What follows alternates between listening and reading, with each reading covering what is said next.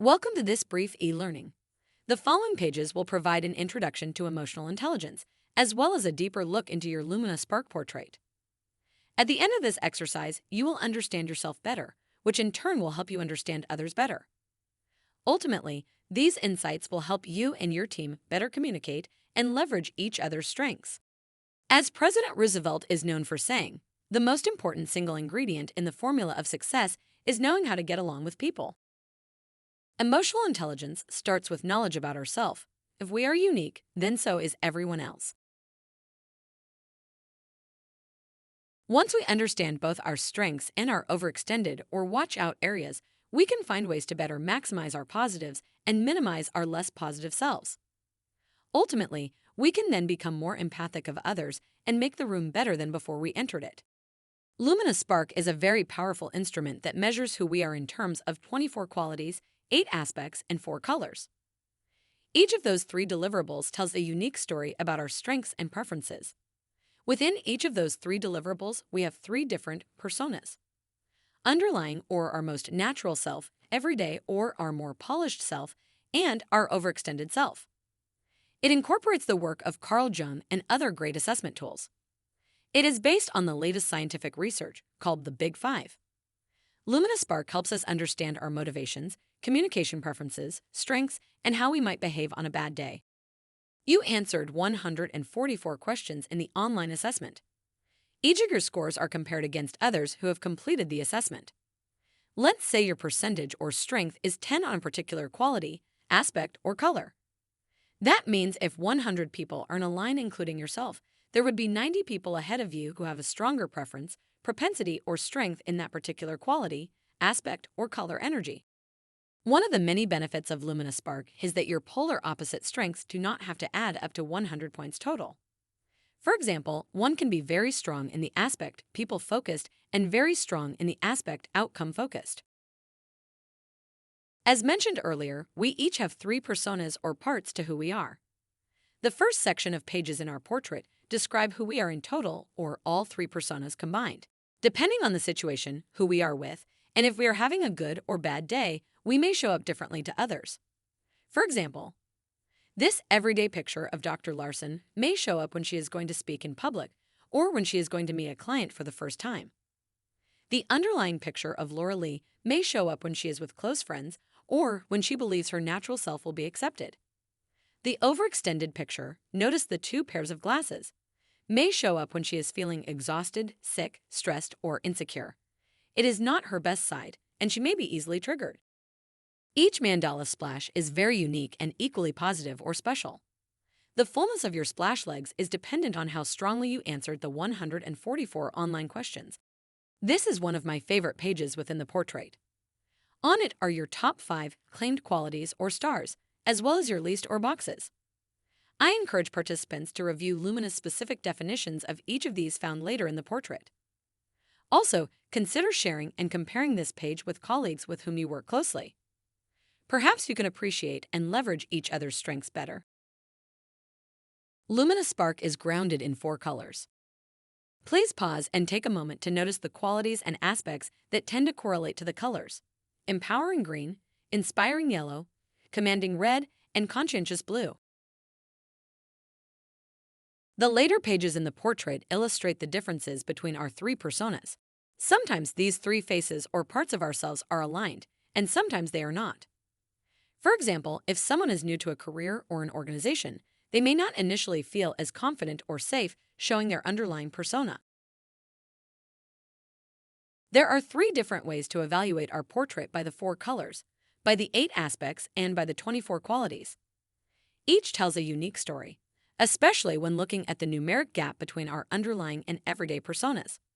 At this point, let's not look at the bars or numeric score of the overextended persona as part of this analysis. Sometimes there may be a correlation, but often not. In this example, this person wants to show a green strength of 86 instead of their natural strength of 74. This may require them conscious effort or energy to amplify their natural green strength. They also hold back their blue strength. Perhaps their environment has significant yellow energy that they are adapting to. Before looking at the same analysis in terms of underlying and everyday persona gaps in our 8 aspects, let's briefly go over the 4 aspect opposites or polarities. One pair of opposite aspects, extroverted and introverted, compare how energy is derived. Extroverts are stimulated by people and their outer world. Introverts can certainly be very sociable anywhere they go, but afterwards may need to recharge their energy battery by being alone. Another pair of opposite aspects, inspiration-driven and discipline, compare how things get done. People with high inspiration-driven tend to be less formal about process and spontaneous, where people high on discipline-driven tend to be more structured, process-oriented, and really like closure on tasks. Another pair of opposite aspects describe how we like to gather information. Folks high on big picture tend to gain information through insights, connections, and analogies, and prefer storytelling. They enjoy brainstorming and tend to be comfortable with change. When someone is strong on the down-to-earth aspect, they enjoy gaining information through reality and past experiences. Think of Earth as dust/sand. They like the details and evidence and tend to be very practical. The fourth pair of opposite aspects describe how one thinks about project priorities. Those who are stronger and outcome-focused tend to think initially about how to successfully complete a project and then who should participate. When someone has a lot of people-focused energy, they tend to initially think about how others are going to be affected by a project and who should collaborate together for a successful result. Just as we looked at the gap between our underlying and everyday personas by color, we can do the same by aspect. In this aspect example, this person is stronger naturally and inspiration-driven than they show every day. They also show more discipline-driven every day than they have naturally. There is no judgment or good/bad on these gaps.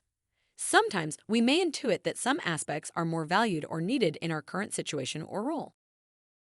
Looking at our 24 qualities provides an even more detailed illustration of who we are, what we prefer, and/or what our strengths are.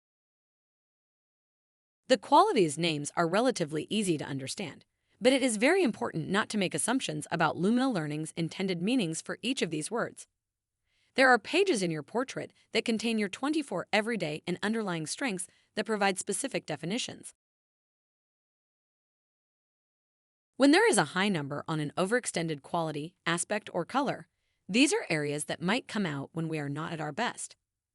The good news is that once we are aware that these high-numbered qualities are a part of who we are, we sense when they are starting to come out and try to avoid them hurting our health or relationships. We may make choices to take better care of our health, not send emails when we are angry, and maybe choose to work from home or alone when we are in an overextended place. This is where emotional intelligence and awareness really comes in handy. Among my favorite pages in the portrait is this page. It is a bit busy, but contains a wealth of information.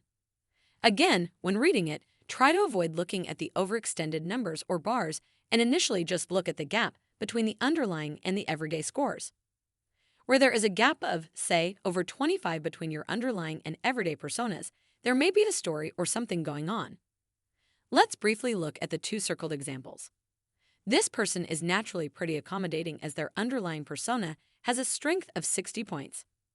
Therefore, when they are in safe company, perhaps with best friends or favorite colleagues, they show 60 points of strength and accommodate for sake of harmony. However, their tendency is not to show all 60 points every day. Perhaps they believe that their accommodating nature has been or might be taken advantage of by their colleagues. Also, as you can see on the right side, in terms of structure, which definition is an organized and effective planner, they are not born that way naturally with an underlying result of 4%. But they practice hard and try to be, perhaps because they value that quality or believe they need to be more structured in their current everyday life. They gear it up to be 39 points of strength, which isn't huge, but is certainly higher than is their natural strength or preference. But it takes focus, energy, thought, and practice. Turn to the next page for an exercise to use with your portrait results. As indicated, turn to your page and do some math to determine the gap between your underlying and everyday personas, especially where there seems to be a significant gap. Pause this e-learning and take some time to review your results. When you are ready, think about what might be part of your story. Remember that every day is not always work and underlying is not always home, but typically that is true. I like to think of underlying as feeling safe to bring out what is natural and everyday as what we believe we need to be or assume our current situation needs. Our everyday persona is not false, but it may require practice, energy, or some effort to bring out more than we naturally have as a strength. Also remember that each and every quality is equally good. It is how we use the quality or strength, when we use it, and with whom. So if we are very strong in red qualities, we must recognize that those qualities may be too strong to use to their full strength around people with very strong green qualities. We must keep others' preferences in mind. The golden rule of do unto others as we would have done unto us is great, but the platinum diamond rule is better. Do unto others as they would have done unto them. Yes, it is important to be considerate of other people's preferences or adapting to certain situations or responsibilities, but don't need to be a people pleaser. It is so nice to be in an environment where one feels safe to bring out those underlying potential strengths that we naturally enjoy and are good at. Therefore, the qualities you circled may be ones that you want to become more aware of within yourself. Michelangelo didn't know he could paint until he held a paintbrush. Think about why you might be holding back. It could be from a bad boss from the past who discouraged these qualities. It can be that you are making assumptions about what is welcome in your culture. You could be right about the appropriateness of certain underlying qualities coming out in full strength, but maybe you are making wrong assumptions. Look at this page by quadrant. Everyone has some quality or strength to draw upon in each. This person may not have as much green overall, but they do have strength in both adaptable and flexible. They may not have a lot of blue, but they can use their reliable and observing naturally to draw upon when they are in more of a blue environment. Everyone's underlying or natural self is wonderful just the way it is. Try spending more time leveraging your high numbers or areas of preference. Set some solid goals based on your new insights and go forward with ideas on how to meet those goals. This GROWS model can help ground your goals by the 4 foundational colors. Thank you for your time. Please reach out with any questions.